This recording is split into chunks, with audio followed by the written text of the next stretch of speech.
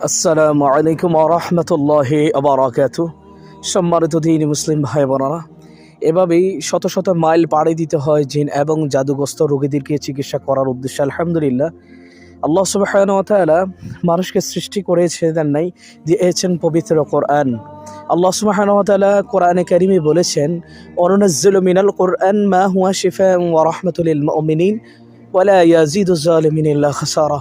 আল্লাহ বলছেন মুমিনের জন্য কোরআনটা হচ্ছে শিফা, আর যারা বিশ্বাস করে না তাদের জন্য এটা ধ্বংস।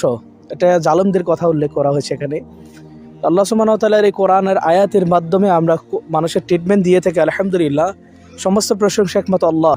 এ পর্যন্ত যতজন রোগী সুস্থ হয়েছেন, আলহামদুলিল্লাহ, পবিত্র কোরআনের উসিলায় সুস্থ হয়েছেন।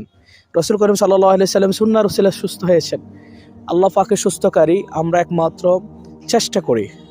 আলহামদুলিল্লাহ, আল্লাহ তাআলার সমস্ত প্রশংসা একমাত্র তারই জন্য।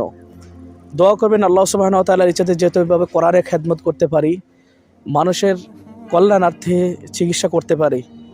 আলহামদুলিল্লাহ, আল্লাহ শুকুর, আমরা শত শত মাইল এভাবে পাড়ি দিই একমাত্র রবের ইচ্ছায়। আলহামদুলিল্লাহ, সবচেয়ে বড় কথা হচ্ছে আমরা মানুষের চিকিৎসা করে থাকি এটাই কোরআন সুন্নাহের মাধ্যমে। আলহামদুলিল্লাহ, আলহামদুলিল্লাহ।